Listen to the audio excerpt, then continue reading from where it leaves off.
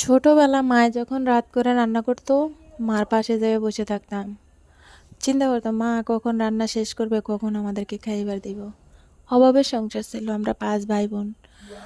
আর আমরা একের পর এক হয়ে গেছি তো, সেই সময় মায়ে কোনো ওষুধ খায় নাই, বোঝেও নাই যে মানে আমরা অনেক ছোট বড় ছিলাম, মাকে অনেক জ্বালাইতাম। আসসালামু আলাইকুম, হ্যালো এভরিওয়ান, সবাই কেমন আছেন? আশা করি ভালো আছেন।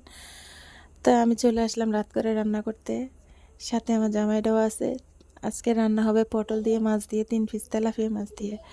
তো দেখেন আমার মারা কত কষ্ট করছে, ছোটোবেলা মায় রাত করেও রান্না করছে। কত না ভাতের মার খেয়ে আমার মা দিন কাটাইছে। আমাদেরকে ৫ ভাই বোনদেরকে ভাত ভাগ করে দিছে, মা অথচ ভাতের মার খাইছে। আর রাতে যখন মা রান্না করতো, আমরা ৫ জন কিন্তু চুলার চারপাশে বসে থাকতাম, কখন মায়ের রান্না শেষ হবে। ছোট বড় ছিলাম আমরা, বেশি না, ১-১.৫ বছর বড় ছোট ছিলাম।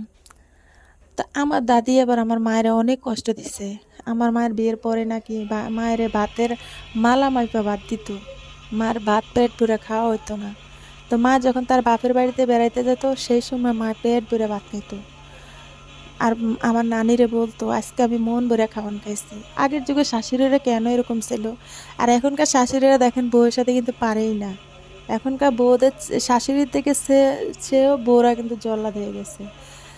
আর অথচ আমার মা এত কষ্ট করার পরেও আমি নিজের চোখে দেখছি, আমার দাদি যখন মৃত্যুর সময় অসুস্থ হয়েছে, আমার মা তার সেবা করছে, তার পাশে ছিল, অনবরত তার সেবা করছে। আর আমার মা আমরা যখন বড় হয়েছি, তার সুখের সময় যখন সামনে আসলো, অথচ আমার মা আমার দাদির বয়সে আসতে পারলো না, এই দুনিয়া ছেড়ে চলে গেল। আল্লাহ যেন আমার মাকে জান্নাতবাসী করে, সবাই দোয়া করবেন। আজ মায়ের কথা ভীষণ মনে পড়ছে।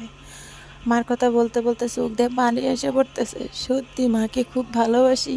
মা তো অনেক কষ্টে জীবন কাটাইছে। মার মতো জিনিস এই দুনিয়াতে হয় না। মা তো মাই হয়, বলেন তাই না?